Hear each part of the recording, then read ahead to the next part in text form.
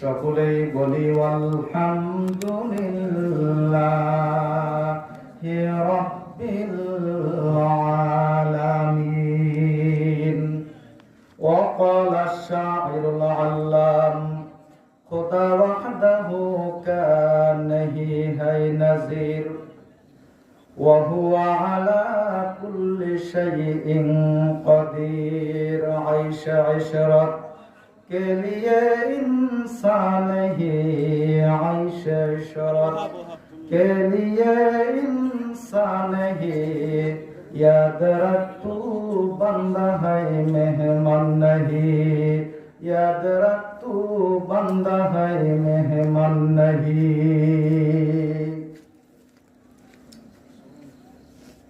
बेरा দারুল কোরআন নুরানী একাডেমি হাফেজিয়া মাদ্রাসার উন্নতি কল্পে বার্ষিক ওয়াজ মাহফিল অধ্যকার এই ওয়াজ মাহফিলের সদরে আঞ্জুমান জনাবে সদর সম্মানিত সভাপতি মুআজ্জাজ মুকাররম ওয়াজিবুল ইহতিরাম হযরত উলামায়ে কেরাম, সম্মানিত সুধী সমাজ, আমার সামনে উপবিষ্ট ইসলাম প্রিয় দিন প্রিয় মুসলমান ভাই ও বাবাজিগণ, পর্দার অন্তরালে অবস্থানরত মহিলা মা ও ভগ্নীগণ,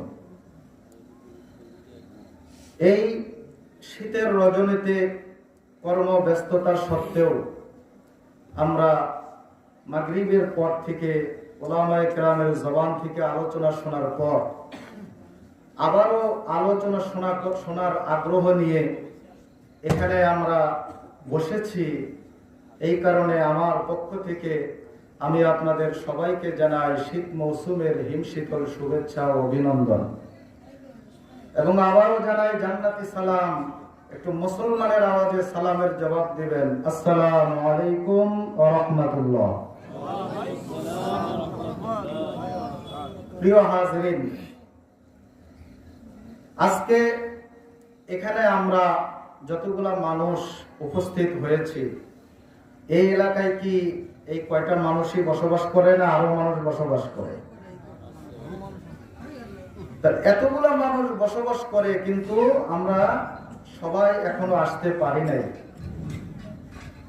কিছু মানুষ এখনো রাস্তায় দোকানপাটে বাসা বাড়িতে আছেন, তাদের সংখ্যা কম না বেশি? আজকে যদি এখানে গানের আয়োজন হতো তাহলে আপনারা কি মনে করেন মানুষ এত বেশি হইতো? প্রিয় হাজরিন, গানের অনুষ্ঠানে বসলে সওয়াব হয় না গুনাহ হয়? আর ওয়াজের মাহফিলে বসলে সওয়াব হয় না গুনাহ হয়? গানের মজলিসে বসলে লাভ হয় না লস হয়? আর ওয়াজ মাহফিলে বসলে লাভ হয় না লস হয়? গানের অনুষ্ঠানে বসলে জান্নাতের পথ দেখে না জাহান্নামের পথ দেখে? আর ওয়াজ মাহফিলে বসলে জান্নাতের পথ দেখে না জাহান্নামের পথ দেখে? মাশাআল্লাহ, আপনারা সবাই জানেন, সবাই আলেম মানুষ। আপনাদের সামনে ওয়াজ করা মানে মার কাছে নানির বাড়ির কথা বলা, গল্প করা। কিন্তু সমস্যা হলো আমরা জানি কিন্তু মানি না। জানার নাম সফলতা নাকি মানার নাম সফলতা? মানলে আমরা সফল হব, না মানলে আমরা সফল হতে পারবো না। আমরা নিজেরাই বললাম বা আমরা জানি যে গানের আয়োজন হলে মানুষ আরো বেশি হতো, তাহলে বোঝা গেল মানুষ ওয়াজ মাহফিলের তুলনায় গানের ভক্ত বেশি। কথা বলেন ঠিক কিনা? গান বাজনা টিভি এখন মহামারীর মতো মুসলমানের ঘরে ঘরে চলছে অবিরত। গান শোনা আর টিভি দেখা জিনার মতো পাপ, এসব কাজে লিপ্ত হলে বর্ষে অভিশাপ। চায়ের দোকান, পানের দোকান, মুদির দোকানেতে গান বাজনা টিভি চলছে দিবানিশি রাতে। নামাজ পড়ে রোজা করে কি লাভ হবে বলো, ওষুধ খেয়ে বিষ খেলে কি রোগ সারবে বলো? কথা বলেন ঠিক কিনা? আমরা জানি কিন্তু আমরা মানি না। যারা এখানে আমরা উপস্থিত হয়েছি, আমি আপনাদেরকে নগদ একটা সুসংবাদ দিতে চাই। সেটি হচ্ছে, আমরা এই মুহূর্তে যে জায়গাটায় বসে আছি, এই জায়গাটায় এই মুহূর্তে বেহেশতের বাগান, আর আপনারা বেহেশতি মানুষ। বলেন সুবহানাল্লাহ। আপনারা বলবেন, হুজুর, এটা যদি বেহেশতের বাগান হয় তাহলে তো আমরা বেহেশতি মানুষ, আমরা তো বেহেশতি হয়েই গেছি, কালকের থেকে আর নামাজ রোজা আমাদের কিছুই লাগবে না। আমার বন্ধুগণ, এখানে আমরা যারা উপস্থিত হয়েছি, আমরা কেউ কাউকে এখানে থাকা অবস্থায় গালিগালাজ করি না। আমরা এখানে থাকা অবস্থায় কেউ কাহার উপরে হাত তুলি না। এখানে থাকা অবস্থায় পাশাপাশি আমরা বসে আছি, কিন্তু কেউ কারো পকেটেও হাত দিচ্ছে না। এই পরিবেশটা যদি আমরা আমাদের সমাজে, আমাদের পরিবারে, আমাদের রাষ্ট্রে, ব্যক্তি জীবন, পারিবারিক জীবন, সামাজিক জীবন, রাষ্ট্রীয় জীবন, সংসদে পর্যন্ত ধরে রাখতে পারি, তাহলে নিশ্চিত আমরা জান্নাতি হব। কথা বলেন ঠিক না ঠিক? আর জোরে বলতে হবে ঠিক না ঠিক?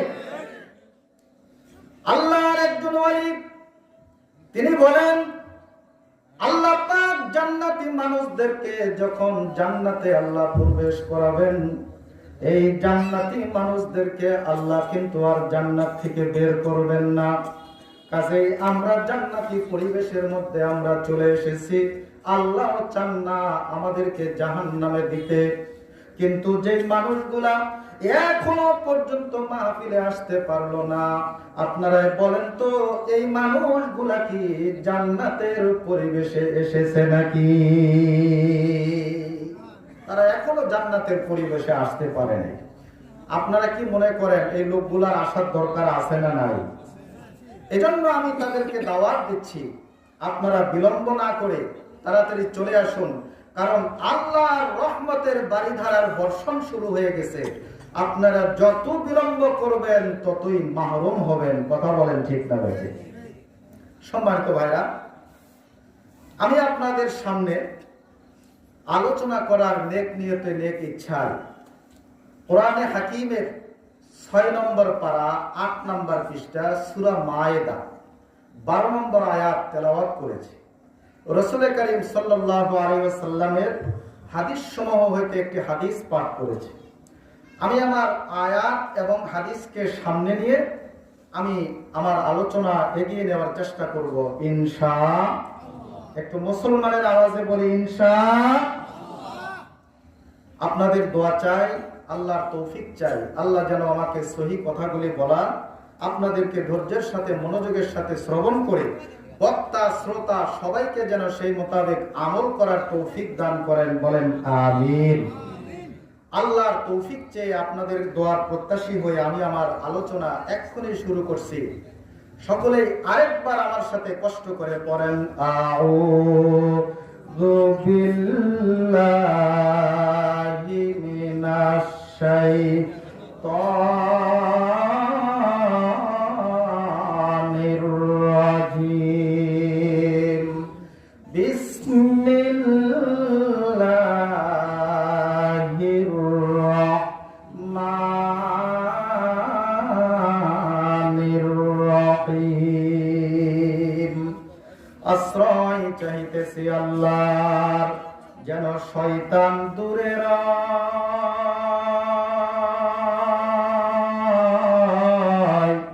আরম্ভ করিতেছি আল্লাহর নামে, পরম করুণাময়। আল্লাহ বলেন, ওয়ালাকাদ আখাযাল্লাহু মিসাকা বানি ইসরাঈলা ওয়া বা'আথনা মিনহুম ইসনাই আশারা নাকীবা ওয়া ক্বালা আল্লাহু ইন্নী মা'আকুম লা ইন আকামতুমুস সালাতা ওয়া আতাইতুমুজ যাকাত। আর আরো জোরে বলেন আল্লাহু আকবার। আল্লাহ বলেন ওয়ালাকাদ আখাযাল্লাহ, আল্লাহ পাক অঙ্গীকার নিয়েছেন বনি ইসরাঈলা, বনি ইসরাঈলদের থেকে এই অঙ্গীকার তারা যেন ঠিক রাখতে পারে, পূরণ করতে পারে। এই জন্য আল্লাহ তাআলা তাদের ভিতর থেকে 12 জন প্রতিনিধি ও নেতা আল্লাহ ঠিক করে দিয়েছিলেন। আল্লাহ বলেন আমি আল্লাহ তোমাদের সাথে আছি যদি কয়েকটা কর্মসূচি তোমরা পালন করো, নামাজ আদায় করো, যাকাত দাও, আমার রাসূলগণের প্রতি যদি তোমরা বিশ্বাস স্থাপন করো, রাসূলগণকে যদি তোমরা সহযোগিতা করো এবং আল্লাহকে যদি তোমরা কর্জে হাসানা দাও, তাহলে আমি তোমাদের গুনাহ খাতাকে মাফ করে দিব তো দিবই, পাশাপাশি অবশ্যই অবশ্যই তোমাদেরকে জান্নাতে প্রবেশ করাবো।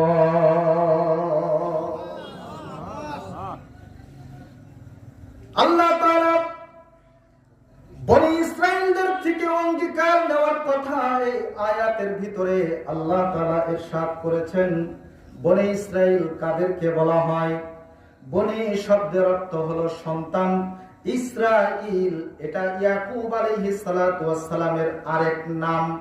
তাহলে ইসরাঈলের সন্তান তথা ইয়াকুব আলাইহিস সালামের সন্তান। ইয়াকুব আলাইহিস সালামের 12 জন পুত্র ছিল। এই 12 জন পুত্র থেকে 12টা গোত্র হয়, 12টা বংশের মানুষ বৃদ্ধি পায়। এই মানুষদেরকে বলা হয় ইয়াকুব আলাইহিস সালামের বংশধর।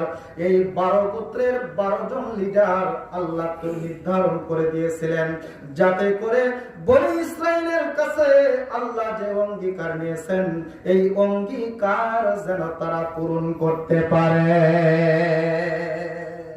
কিন্তু বনি ইসরাঈলরা এরা ছিল একটু টেরা লোক, বক্র টাইপের মানুষ। একটা দাবি পূরণ হইলে আগের কথা ঠিক রাখে না, আরেকটা দাবি পেশ করে।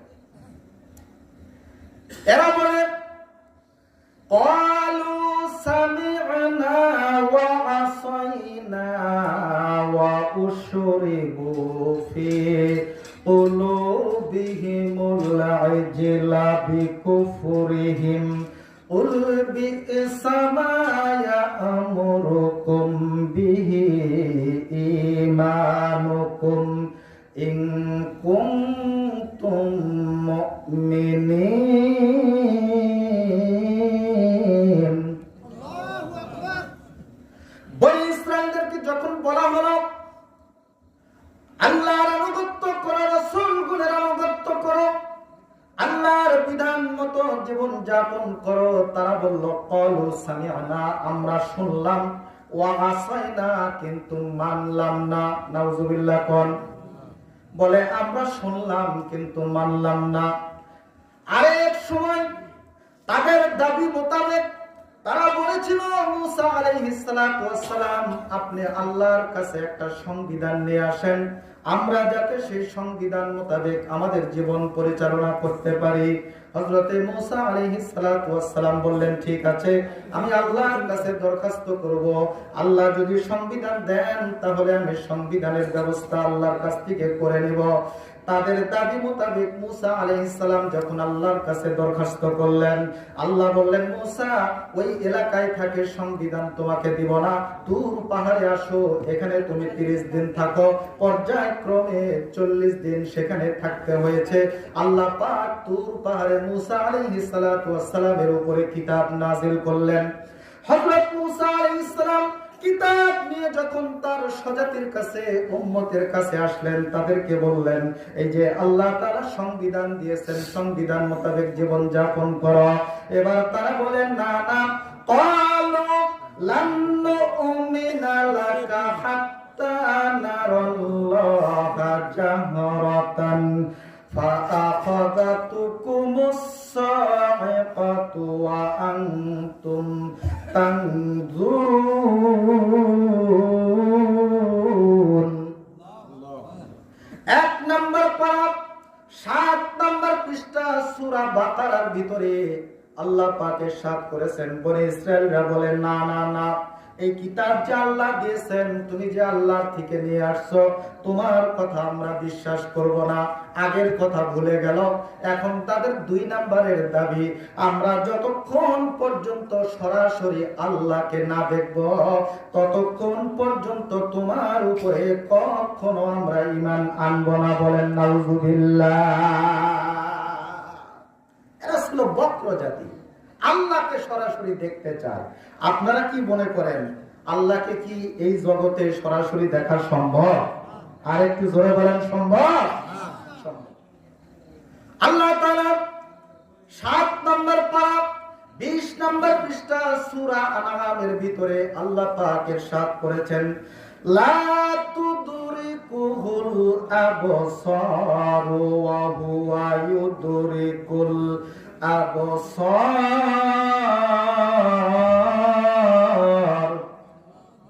আর একটু জোরে কোন আল্লাহু আকবার। বলতে কি ভয় লাগতেছে নাকি? আল্লাহু আকবার, আল্লাহর বরত্ব বর্ণনা করার আদেশ কার? আল্লাহ বলেছেন ওয়ারাব্বাকা ফাকাব্বির, সূরা মুদ্দাসির 29 পারা। তোমার রবের নামে তাকবীর দাও। নামাজ যখন পড়ি কিসের দ্বারা নামাজ শুরু করি? বলেন আল্লাহু আকবার। নামাজের মধ্যে আল্লাহু আকবার, আল্লাহর বরত্ব ঘোষণা মুসলমানরা করবে না, তে পৃথিবীর মধ্যে কে আল্লাহর বরত্বের ঘোষণা করবে? একটু জোরে বলেন তো আল্লাহু আকবার। আর জোরে বলেন আল্লাহু আকবার। ভাইরা আমার, ইমাম মাহদী যখন আসবেন তিনিও এই আল্লাহু আকবারের স্লোগান দিবেন। সুবহানাল্লাহ বলেন। আল্লাহ বলেন মানুষের দৃষ্টি আল্লাহকে বেষ্টন করতে পারে না, আল্লাহকে দেখতে পারবে না। কিন্তু শুধু একজন মানুষ কেন, সারা দুনিয়ার যত সৃষ্টি আছে সকল সৃষ্টি যদি একত্র হয়ে সবার চোখকে যদি এক জায়গায় করে, অথবা সবাই যদি লাইন হয়ে দাঁড়িয়ে আল্লাহকে পুরোপুরি যদি দেখার চেষ্টা করে, সারা দুনিয়ার মাখলুক সবাই একত্র হয়েও আল্লাহকে দেখতে তারা পারবে না। সুবহানাল্লাহ। কিন্তু আল্লাহ তাআলা সব কিছুকে তার দৃষ্টি বেষ্টন করে আছে, সব কিছুই তিনি দেখেন, কে কোথায় কি করে না করে, মানুষের মনে মনে মানুষ কি কল্পনা করে সেটাও জানেন কে? আর জোরে বলেন কে? এই জন্যই তো হযরত মূসা আলাইহিস সালাতু ওয়াস সালাম বনি ইসরাঈলরা বলল আমরা আল্লাহকে দেখতে চাই, কিন্তু স্বয়ং মূসা আলাইহিস সালাতু ওয়াস সালাম তিনিও আল্লাহর কাছে দরখাস্ত করেছিলেন। 9 নম্বর পারা 6 নম্বর পৃষ্ঠার ভিতরে সূরা আরাফের ভিতরে আসছে, আল্লাহ বলেন রব্বি রব্বি ইন্নী রব্বি আরিনি, আল্লাহ তুমি আমাকে দেখা দাও, তুমি তোমার দর্শন আমাকে দাও, আমি তোমাকে একটু দেখতে চাই। আল্লাহ বলেন ক্বালা লান তারানি ওয়ালাকিন ইনজুর ইলাল জাবাল ফাইন ইসতাকাররা মাকানাহু ফাসাউফা তারানি। আল্লাহ বলেন মূসা কখনো তুমি আমাকে দেখতে পারবে না, তুমি ওই পাহাড়ের দিকে দৃষ্টিপাত করো, এই পাহাড়ে আমার নূরের তাজাল্লি আমি ফেলবো, যদি পাহাড়টা স্থির থাকে তাহলে বুঝবা তুমি আমাকে দেখতে পারবা। মূসা আলাইহিস সালাতু ওয়াস সালাম পাহাড়ের দিকে তাকিয়ে আছেন, আল্লাহ তার নূরের তাজাল্লি পাহাড়ের উপরে দিলেন, কিন্তু মুহূর্তের মধ্যে পাহাড়টা বিধ্বস্ত হলো তো হলো, সাথে সাথে হযরত মূসা আলাইহিস সালাম তিনিও বেহুশ হয়ে পড়ে গেলেন। তাহলে বলেন এই পৃথিবীতে কি আল্লাহকে দেখা সম্ভব? সম্ভব। পৃথিবীতে আমরা দেখতে পারি আর না পারি, কিন্তু নবীজি হাদিসের মধ্যে ইরশাদ করেছেন, ও আমার উম্মতেরা তোমরা শোনো, আল্লাহ পাককে তোমরা কাল কিয়ামতের ময়দানে এবং জান্নাতের মধ্যে আল্লাহকে মুমিন বান্দারা তারা অবশ্যই আল্লাহকে দেখতে পারবে। কিভাবে দেখবে? নবী বলেন ইন্নাকুম সাতারাউনা রাব্বাকুম কামা তারাউনাল কমার লাইলাতাল বদর। তোমরা আল্লাহকে দেখবা পূর্ণিমার রজনীতে যেভাবে তোমরা একটা স্পষ্ট ভাবে চন্দ্রকে তোমরা দেখতে পারো, আমার আল্লাহকে মুমিনেরা পরকালে এইভাবে স্পষ্ট ভাবে দেখবে। কোথায় কোথায় দেখবে? হাসরের মাঠে আল্লাহকে দেখতে পারবে, এবং জান্নাতীরা জান্নাতে পৌঁছার পরে তারা জান্নাতেও দেখতে পারবে। আল্লাহ পাক জান্নাতীদেরকে বলবেন, আমার নাজ নিয়ামত তোমরা পেয়েছো, আরো কোনো আশা আকাঙ্ক্ষা তোমাদের আছে কিনা? জান্নাতীরা বলবে, আল্লাহ এত নিয়ামত আপনি আমাদেরকে দিয়েছেন, এরপরেও আর কি নিয়ামত আপনার কাছে চাবো? আল্লাহ পাক বললেন, এর থেকেও বড় নিয়ামত এখনো তোমাদেরকে দেই নাই। এই কথা বলার পরে আল্লাহ এবং বান্দার মাঝখানে যে পর্দা পার্টিশন আছে, এই পর্দা পার্টিশনকে আল্লাহ উঠায় দিবেন, এবং মুমিনেরা সরাসরি সবথেকে বড় নিয়ামত হচ্ছে আল্লাহর দিদার, মুমিনদের কাছে আল্লাহর দিদার নসিব হবে। हूरो गिलमन जितने नियामत है तो, हूरो गिलमन जितने नियामत है तो, सबसे बेहतर नियामत दीदार तो, सबसे बेहतर नियामत दीदार तो। একটু জোর আওয়াজে বলেন আল্লাহু আকবার। কতদিন পর পর দেখতে পারবে? আল্লাহ পাক মানুষদের আমলের অবস্থা অনুযায়ী মানুষদের সঙ্গে আল্লাহ সাক্ষাৎ দিবেন।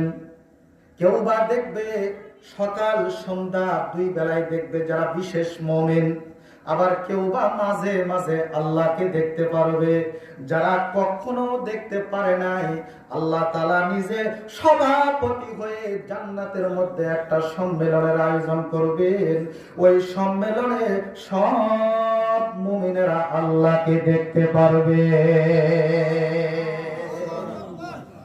দুনিয়ার চোখ দিয়ে আল্লাহকে দেখা সম্ভব না, কিন্তু বনি ইসরাইলরা আল্লাহকে দেখতে চায়। তারাই বলেছিল, আপনি কিতাব নিয়ে আসেন, তাহলে আমরা মানবো, জীবন পরিচালনা করব। কিতাব আনছে, আগের কথা ভুলে গেছে, এখন বলে না না না, সরাসরি আল্লাহকে দেখবো। আল্লাহ যদি বলে এই কিতাব তার, তাহলে মানবো। আস্তে কর নাউজুবিল্লাহ, বাড়ির যায় কই নাউজুবিল্লাহ, একটু জোরে বলেন না নাউজুবিল্লাহ। ক্ষুধার্ত নাকি আপনারা? হযরত মুসা আলাইহিস সালাতু ওয়াস সালাম তাদেরকে বললেন, আল্লাহকে দুনিয়াতে দেখা যাবে না, আল্লাহকে তোমরা দেখতে পারবা না, তবে শোনো, কয়েকটা কর্মসূচি যদি তোমরা পালন করতে পারো, তাহলে আল্লাহকে দেখতে না পারলেও আল্লাহ তোমাদের সাথে থাকবে।